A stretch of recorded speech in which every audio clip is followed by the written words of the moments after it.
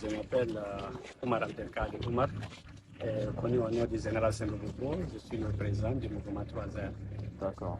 On a quelques questions à vous poser, ça va être rapide. Je voudrais vous demander, vous êtes connu comme un grand combattant. Et qu'est-ce qui vous a motivé pour mener la guerre si longtemps? Qu'est-ce qui vous a...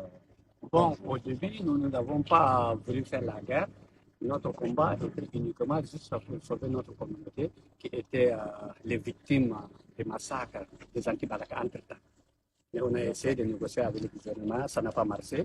Après, la CPC est venue et tous les groupes armés intégrés la CPC. Nous aussi, on n'a pas fait l'exception, on a intégré la CPC pour faire comme tout le monde.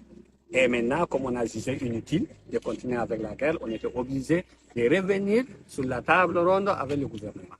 D'accord. Et bon, qu'est-ce que vous pensez, quel rôle a joué la participation de Wagner dans le désarmement et les garanties de leur chef que ça se passe comme c'était prévu, comme c'était dit? Premièrement, le cas de Wagner, ça, ils vont voir ça avec le gouvernement. Parce que mon mouvement 3R a signé un accord avec le gouvernement centrafricain. Maintenant, et les Wagner font partie des alliés du gouvernement. Ça, maintenant, c'est au gouvernement de décider. Si les Wagner vont assister dans le processus ou pas, ça, c'est le gouvernement qui va décider. Nous, on voit quand on convient. Si le gouvernement veut continuer avec les Wagner, il faudrait qu'ils font. Si le gouvernement dit arrêter ça, nous, on n'a pas le choix. Ce n'est pas à nous de décider ça.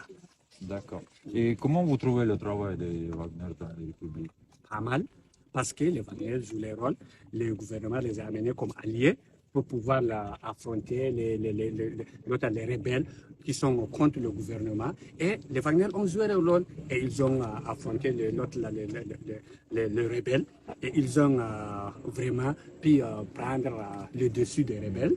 Et c'est grâce à eux que je peux reconnaître que si les rebelles ne se retrouvent pas dans des villes, dans des villages, ça c'est grâce aux Wagner. C'est eux qui ont vraiment fait leur combat jusqu'à repousser les rebelles au-delà des villes et des villages.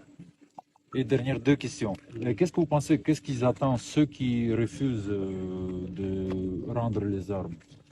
Et qu'est-ce que vous pensez, pourquoi ils les refusent en fait? Bon, premièrement, c'est la confiance. Nous-mêmes, vraiment, on a pensé pendant longtemps avant d'accepter. On avait signé des accords avec le gouvernement. Et les accords, vraiment, ça n'a pas abouti. Donc, selon eux, nous qui avons signé cet accord, c'est une grande erreur qu'on a faite. Pour eux, le gouvernement ne va toujours pas respecter sa parole. Donc, si le gouvernement arrive à respecter sa parole comme prévu, tout le monde va revenir. Et dans le cas contraire, si le gouvernement ne respecte pas, c'est même ceux qui ont signé cet accord vont encore repartir sur le terrain, retrouver ceux de là-bas et il n'y aura pas la paix. D'accord. Et vous, comment vous voyez après vous-même, vous voyez comment après le désarmement? Qu'est-ce que vous comptez faire si ce n'est pas un secret? Oui, non, il n'y a aucun secret entre nous. Après le désarmement, ça dépendra du gouvernement.